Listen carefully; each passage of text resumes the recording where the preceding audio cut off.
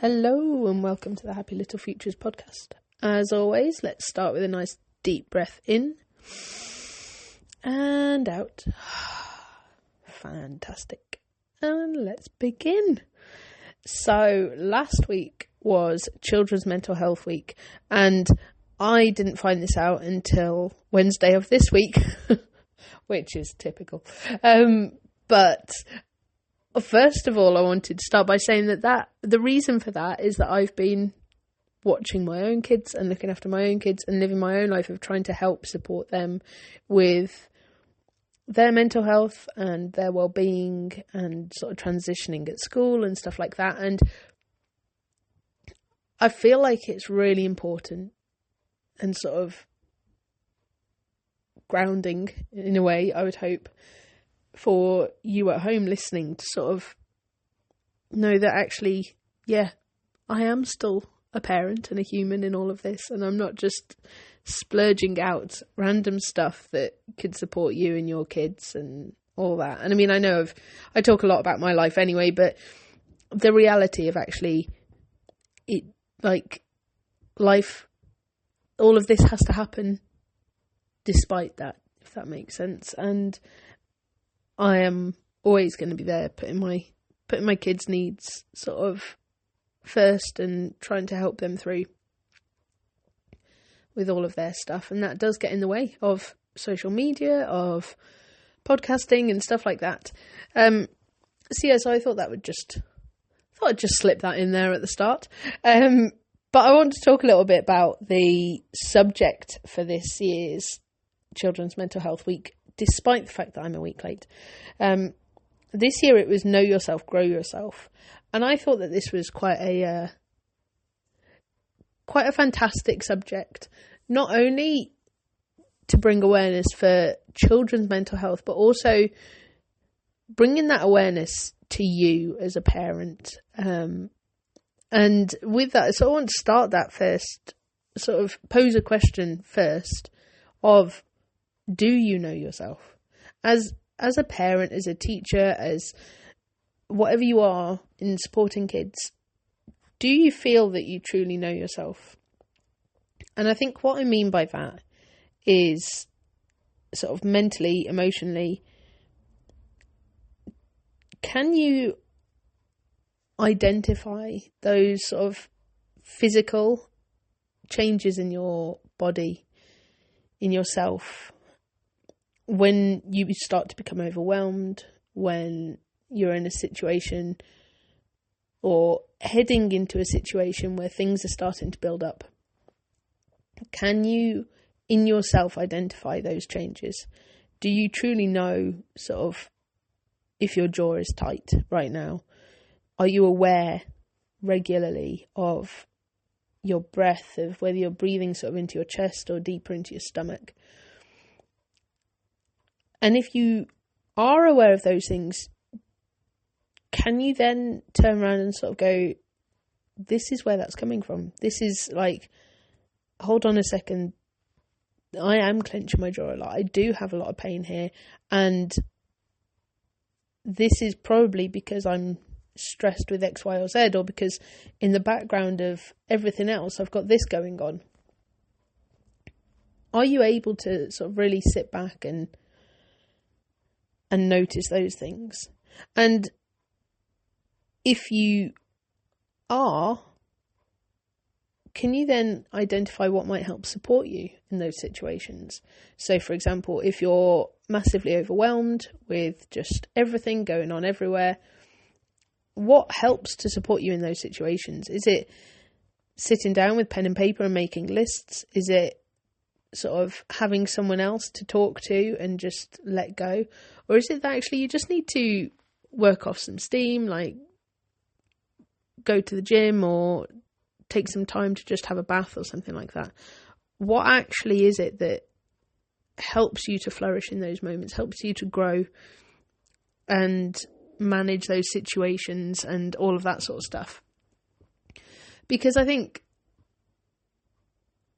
in all of this, when a child is born, when a child is growing and having their own challenges, they are not fully aware of what they're going through physically, emotionally, of the changes that their body's going through, if sort of like we get into, my eldest is now 7, and I'm very much aware of the fact that we need to start, we are starting to talk about bodies changing and stuff like that.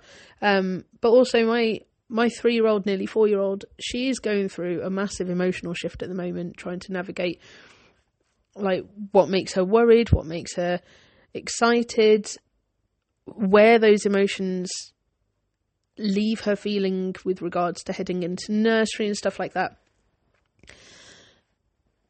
And until we actually sit down and talk it through them, they don't really have that knowledge, that awareness necessarily of who they are and what they're doing and where their mind and their body is at. So I want you to take a bit of time over this next week or so. For us, it's actually half term, so this next week's great, because there are going to be infinite challenges coming up with having 3 children that are very tired and go through different stages of life around. But take some time to really try to notice where your body is at, where your mind is at, and notice what you can do to support yourself, and also have a think in those moments about how you can actually turn around and use those moments to then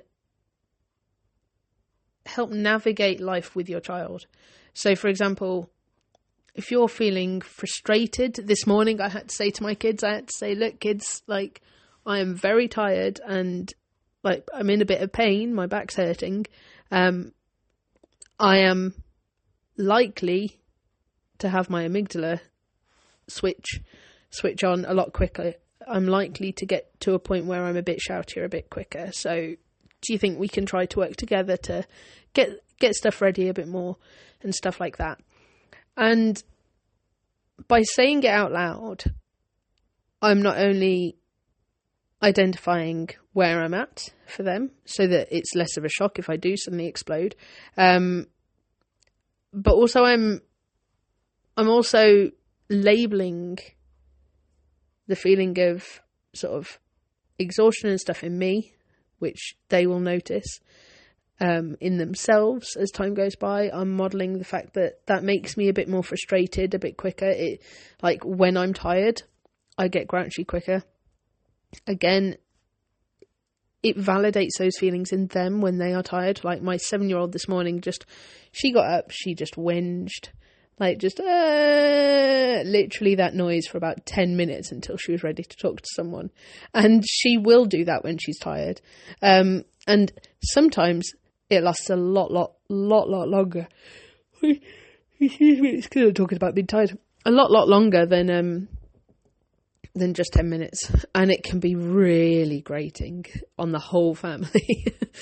But helping her to understand that I am human too and I feel those feelings, it validates how she's feeling. It helps her to understand that it's normal. It also helps her to notice that it's okay to share those things, and in doing so it can help other people to figure out where you're coming from and support you through. And I'm not saying that I was sitting there going, come on kids, I need you to get ready and get me ready and do this, that and the other and carry me through, because I definitely wasn't doing that. But I was letting them know that I'm human and that they are human if they feel this, and that these can all be triggers of these different emotions.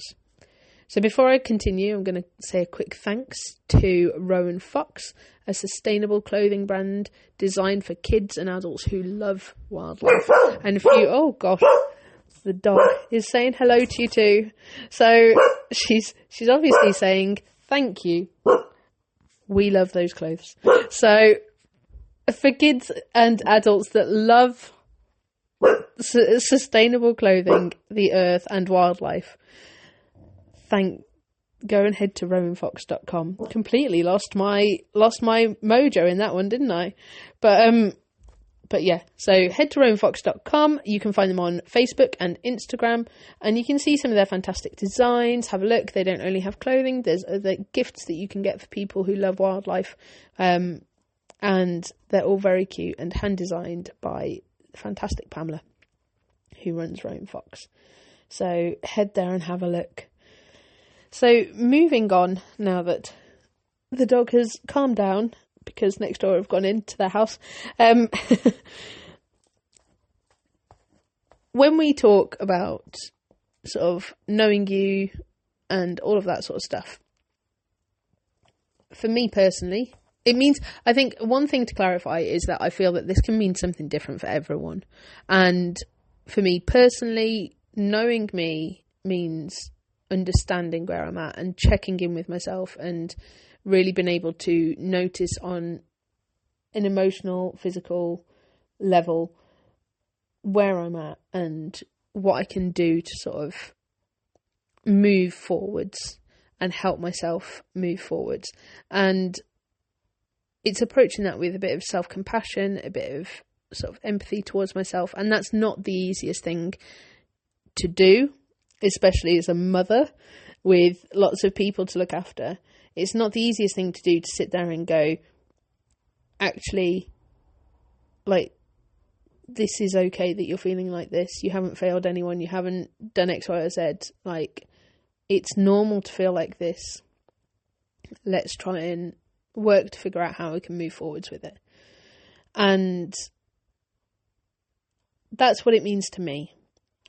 And I think it then leads naturally on to growing yourself, because if you're able to recognise where you're at, if you're able to sit there and go, no, this isn't something I can manage right now, this isn't okay with me, whatever it is, and then go, okay, so what's going to help me to move forwards? Then you're naturally sort of growing yourself. You're sort of watering that plant, you're putting your oxygen mask on first, all of those sorts of things. That's what you're doing, is you're sort of helping to nourish your mind and body in proceeding forwards. So for me, that's what know yourself, grow yourself really means to me. And with that in mind, I wanted to just move on and give you a few ideas of what you can do to help support your kids and have a bit more awareness of where they're at and stuff like that, so that they can know themselves and grow themselves, because I think that's really important.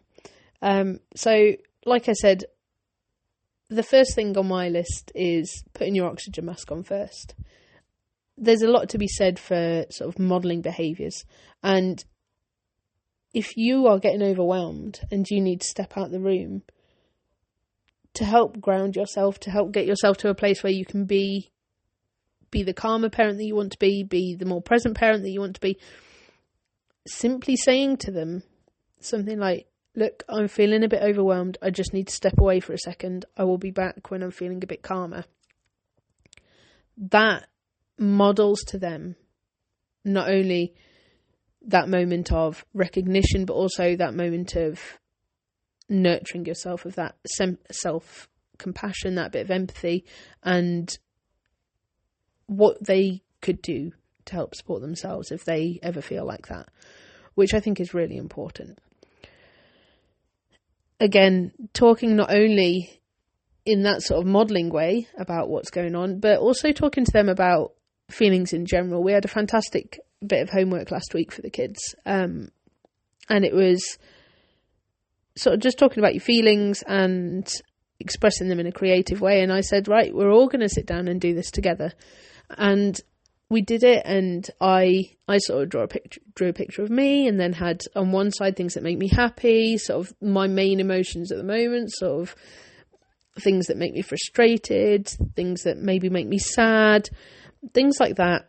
And I drew pictures of all those different things, and then talked through it with them afterwards. We sort of spent about 10-15 minutes, if that, doing this. My husband, by comparison, did sort of like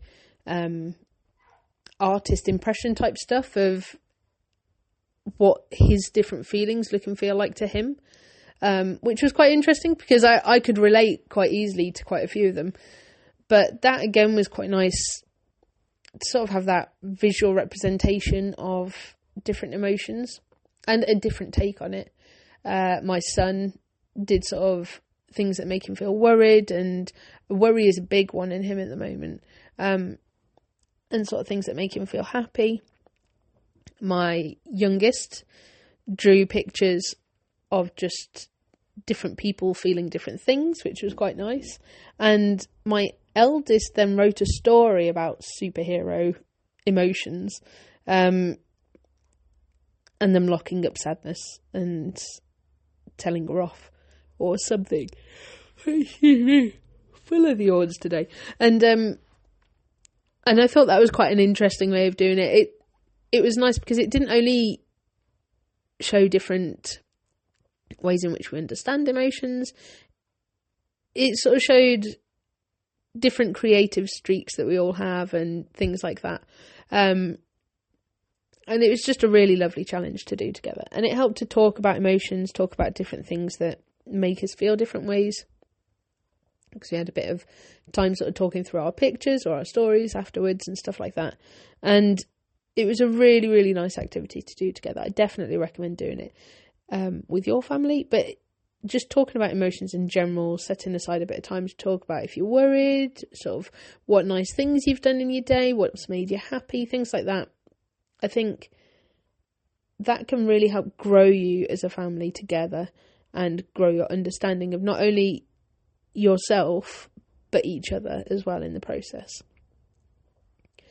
So again, sort of off the back of these talks and proceeding forwards, just watching your children and noticing where they're at, I think is really important. Noticing whether you can see any particular things that trigger them to feeling frustrated. There might be little behaviours that they do if they're sad. They might walk away and not want to talk if they're sad. They might sort of make themselves smaller or ask for certain comforts, certain programs, things like that, want certain songs on. It could be that you notice that they look a bit tenser in their shoulders or their jaw, or they're not speaking as much.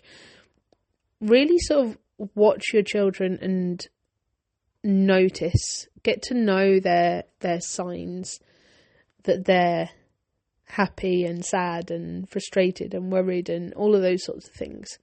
And then talk with them or say, I feel like you might be a little bit worried. Am I right? Or have I got that wrong? Or sort of start that open conversation, allowing space for them to communicate what they're feeling. Because the more that they could verbalise that and tell you, the more they're going to feel safe to do so. For one thing, going forwards, if something comes up in there, they need to let it go and talk. And I think that's pinnacle, is ensuring that they are aware that they are safe to talk to you. They are safe to have that conversation. But also it increases that awareness in themselves of actually, yeah, you're right, my shoulders were a bit hunched up. I'm feeling quite frustrated right now. So it brings awareness to their sort of their physical and mental triggers themselves, physical and mental signs of where they're at. And you can even suggest if they have a particular thing that they like to do to calm down, or if you want to sort of try and encourage certain things or suggest certain things that they could do to calm down, then say, if you're feeling frustrated, why don't we go and read a book together? Or would it help you to go for a walk or something like that? And I think doing that really will help to then increase that awareness, and also then for them to grow that ability, that thought process of how they can move forwards with their day, how they can sort of move into a place of greater comfort to them. And in this, also talking about being present. So it's sort of a similar sort of thing of, if you can be more present with your children, put the phone down, be more aware of where they're at, watch for their triggers, you're more likely then to be able to help support them in noticing. And take time to say to them, like, I'm going to put my phone to one side now, and I'll just be present with you for now. Like, maybe not quite in that way, but make them aware that it's okay to put your phone to one side, it's okay to take a break, it's okay to sort of stop and slow down and be more present in those moments. But also do it intentionally for yourself. Be more present in those moments for yourself as much as anything else, and set that intention of, no, this is a moment that I'm going to put my phone to one side and sit and just be with them. Because I think nowadays there are many distractions everywhere, or at all times, especially when you've got small children. And I think it's really important to model that sort of slowing down and being present to them, and also really important for our mental health to slow down and be more intentional in what we're doing and be more present with what we're doing. Even if it's just watching a film, just putting your phone on the other side of the room or in a different room is really important. So hopefully that's given you a bit of food for thought. Apologies once more for the barking dog halfway through and for the yawning. I don't know what's happened there. But hopefully that's given you a few ideas, a few tips and tricks as to what you could maybe start doing over this next week or two, or just in future in general, to try and really begin to know yourself and grow yourself, as well as support your children in doing the same. And most importantly, just be kind to yourself through it all. These things take time for us, for our kids, and unless you start out on that journey of really getting to know yourself and support them in knowing yourself, it can be easy to have it get left behind. So with that, I'm going to say we're going to take a nice deep breath in and release once more. Fantastic. And I will speak to you soon. Bye bye.